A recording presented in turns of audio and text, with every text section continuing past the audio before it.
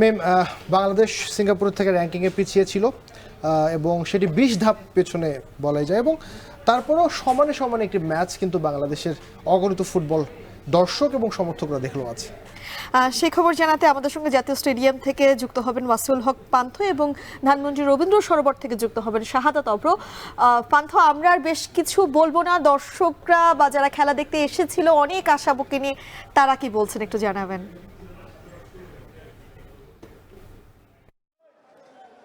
আমি যেমনটি দেখতে পাচ্ছেন, দর্শকরা কিন্তু ইতিমধ্যেই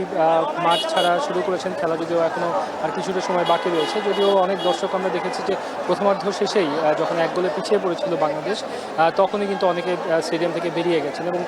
পরবর্তী সময় আমরা বাংলাদেশ যখন 2-0 গোলে পিছিয়ে পড়ে তখন তারা এক প্রকার আশা ছেড়েই দিয়েছিল এবং যদিও পরবর্তীতে বাংলাদেশকে আশার আলো দেখান রাকিব হোসেন, তিনি কিন্তু তার গোলে বাংলাদেশ কিন্তু একটি গোল ফেরাতে পারে এবং তখন কিন্তু আমরা দেখতে পেয়েছি যে গেটের সামনে যে দর্শকরা ছিলেন, যারা বেরিয়ে যাওয়ার পরিকল্পনা নিয়ে বের হয়েছিলেন, তারা কিন্তু আবারও গ্যালারির ভেতরে প্রবেশ করেছেন এবং তারা কিন্তু বুক বেঁধেছিলেন যে বাংলাদেশ জিতবে অথবা আরও একটি গোল দিয়ে অন্তত ড্র নিয়ে একটি পয়েন্ট নিয়ে ফিরতে পারবে ঘরের মাঠে, যেহেতু তারা স্বাগতিক দর্শক সবাই কিন্তু বাংলাদেশ কিংবা হামজার নামে কিন্তু চিৎকার করেছে। গ্যালারির পূর্ণ সমর্থন নিয়েও কিন্তু বাংলাদেশ বলতে হয় যে পয়েন্ট কিন্তু হাতছাড়া করলো এবং সেটিও কিন্তু বলা যায় যে এক প্রকার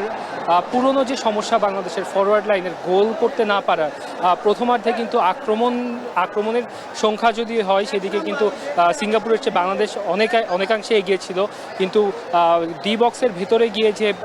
ফিনিশিং করতে না পারার যে দুর্বলতাটা, সেটি কিন্তু বাংলাদেশ এখনও কাটিয়ে উঠতে পারেনি পুরোপুরি, আমরা দেখতে পেয়েছি এই ম্যাচে। এবং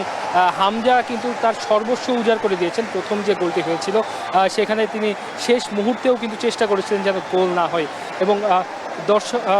এবং ইতিমধ্যে আমরা যতটুকু জানতে পেরেছি সিঙ্গাপুর কিন্তু 2-1 ব্যবধানেই জিতে গেছে এবং বাংলাদেশ কিন্তু হেরে গেছে এবং বাংলাদেশের জন্য এটা অনেকটা অনুমেয় ছিল যে দর্শকরা বেরিয়ে যাচ্ছেন, এখন আপনারা টেলিভিশন পর্দায় দেখতে পাচ্ছেন, তারা কিন্তু অনেকেই বলছেন যে অনেক হতাশা নিয়ে ফেরত যাচ্ছেন। তারা অনেক কষ্ট করে টিকিট কেটে তারা এসেছিলেন। যদিও খেলা যেভাবে বাংলাদেশ কামব্যাক করেছে, তারা কিন্তু একটি কথা অধিকাংশ দর্শকই বলছেন যে হারলেও বাংলাদেশ, জিতলেও বাংলাদেশ, অর্থাৎ বাংলাদেশের জন্য তারা কিন্তু সবসময় আছেন এবং নতুন যে শুরুটা হয়েছে, দর্শক উন্মাদনের যে নতুন যে একটি শুরু পেয়েছে বাংলাদেশ, দর্শকরা এবং সমর্থকরা সবাই চাইছেন যে খেলার যে এই উন্নয়নের ধারা, এটি যদি বজায় থাকে তাহলে অবশ্যই ভবিষ্যতে ভালো কিছু হবে। তো জাতীয় স্টেডিয়াম থেকে এই ছিল আমার কাছে সবশেষ।